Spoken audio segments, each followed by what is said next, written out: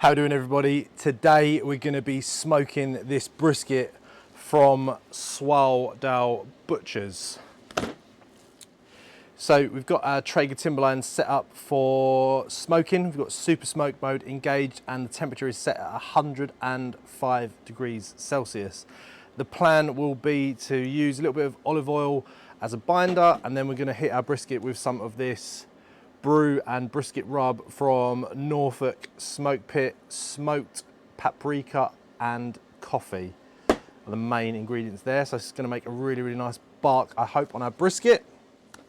But let's talk about trimming a brisket. So this brisket is fairly good looking, to be honest. Like, if you run your hand over it, I can feel some sort of hard fat here that we're going to have to take. What I would suggest is investing in a very sharp boning slash filleting knife that's got a little bit of bend to it, so you can sort of move around the brisket. But as I said, this one doesn't look too bad. I mean, you've got quite a big layer of fat here that we will remove, but to be honest, you don't want to go too crazy. You want a little bit of fat left on.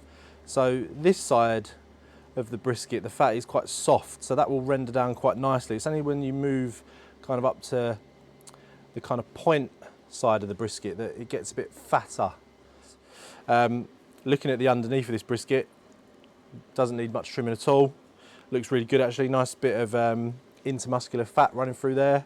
So yeah, let's let the trimming commence, and I'll just bring in a little bit closer, but thick piece here that we're just going to take out.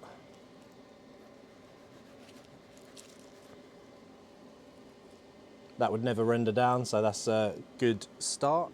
And then what we've got here is a thick piece of silver skin. Again, not very pleasant to eat. So we'll just take this out.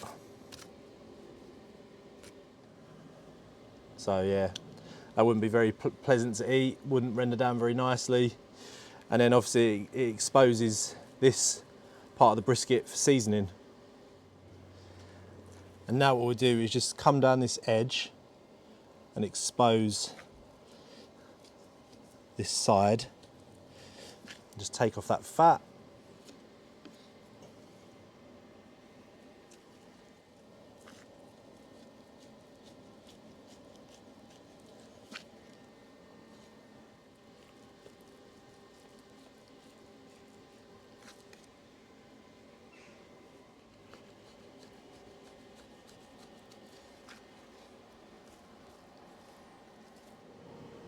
Seasoning your brisket: olive oil, and then we're just going to give it a liberal rub. This is just to help the rub stick to the meat. You might find that when you take your brisket out of the packaging, it's quite wet anyway. So if it's wet to the touch, it's up to you. You can dry it with a paper towel and then use this method. But to be honest, this doesn't add any flavour. Like, it doesn't enhance the brisket in any way. So it's purely to get your rub to stick to the actual brisket. So when you season any meat of this sort of size, you want to season from a height, because if you sort of start off down here, you're just going to get sort of puddles of rub, whereas you want a good liberal coating. And as I mentioned, you want to season heavily enough so when you bite into this meat later, you get a nice hit of the seasoning into the actual meat itself. So you want to season this so almost so you can't see the surface of the meat. So from a height, just give it a liberal coating. And this is what I mean about the edges. So pick up your edges.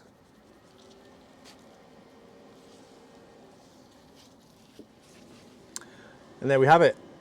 Our brisket seasoned, ready for the smoker. So we'll just pat this seasoning in, and then we will flip it over and season our underneath. So repeat the process: olive oil,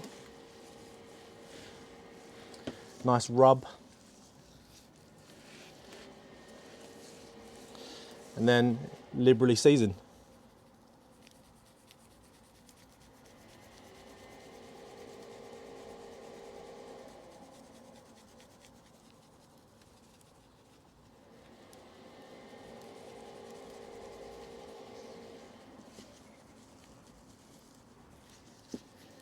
So this is about a 4.5 kilo brisket, and we've used probably a third of the pot of rub. So 100 grams of seasoning we've used. So, time to get it into the Traeger, but first we're going to use our meter wireless thermometer, and we're going to take the thermometer and stick it into the thickest part of the brisket, which basically is about here.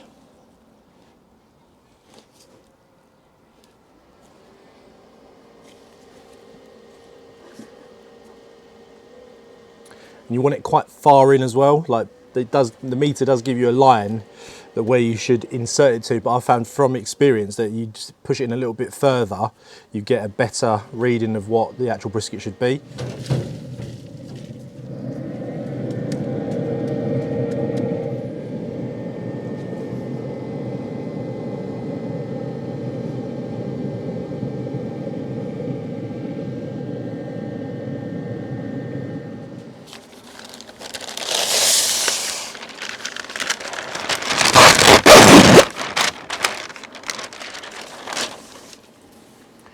So I've just checked our brisket. It's at about 65 degrees Celsius, and now it's basically entered the stall, which means it's going to progress quite slowly now, where we shot up quite quickly. So we put the brisket in around 10 o'clock. It's 1 o'clock now, so from 10 o'clock in the morning to 1 o'clock in the afternoon, we've managed to push the brisket to 60 degrees Celsius, but now the meter is telling me to reach that 93 degrees Celsius mark, we will need to cook it for a further 6 and a bit hours. So I don't really want my dinner at 10 o'clock tonight. So what I'm going to do now is just basically wrap it in some butcher's paper, and hopefully that will help expedite the cook, help push the brisket to that finishing point. So there we have it. We're going to wrap it up. We're going to leave the meter in it. All we're going to do is make sure it's poking out so the sensor can actually reach the base unit, and yeah, we'll just watch the cook via the app.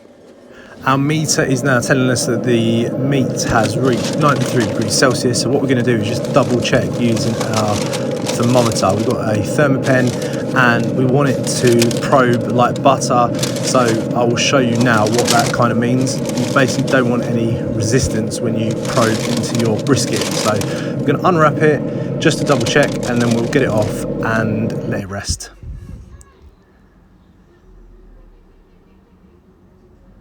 So yeah, there we go. Yep, 93 degrees Celsius, perfect. Very little resistance with the thermopen, and this is now ready to take off. We're gonna rewrap it in some clean paper and then put it in a cool box, let it rest before we slice into it.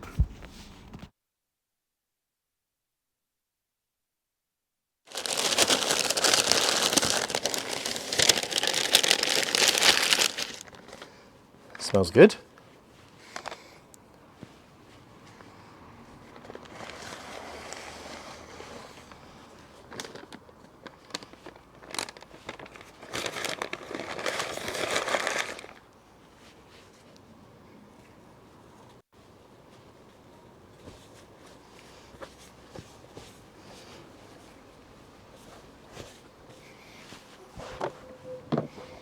So, 4 kilo brisket from Swaledale Butchers. We smoked it at 105 degrees Celsius using the super smoke mode on the Traeger until it reached about 65 degrees Celsius. Then we hit what we know as the stall, basically where the meat sweats and doesn't actually raise in temperature.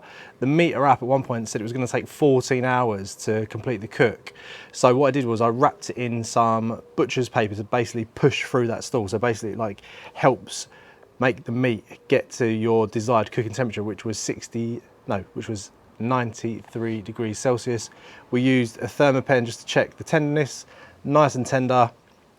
We got it out, we wrapped it in some clean butcher's paper, and then we put it in our Yeti cool box just to rest, and it's been resting now about a good hour and a half. So all that's left to do now is slice into it and see how we've done. Hopefully we've got a nice smoke ring.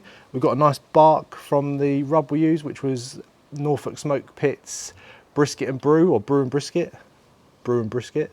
So let's have a look.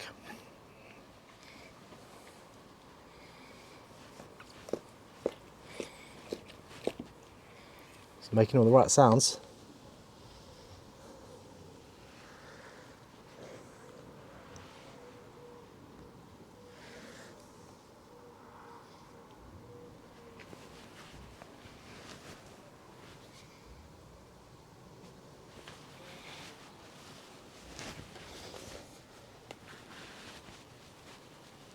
So yeah, that's pretty good. Look at that. Nice and juicy, good smoke ring. And all that's left to do now is just slice it into some more sort of manageable pieces. So what I like to do, we kind of cut in half. So I like to go in half again. And then what we can do is just put this here, and we will just take off some nice slices like that. But that is looking pretty juicy. Nice little smoke ring there, nice and bouncy. Yeah, we've achieved a pretty decent brisket.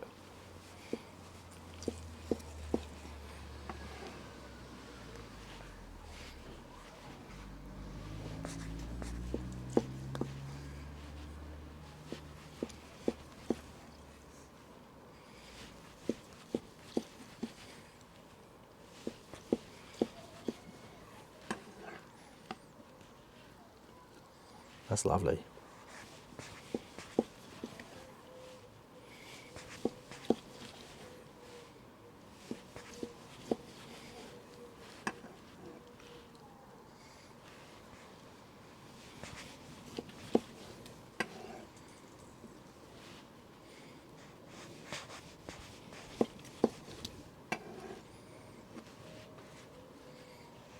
Perfect. Right.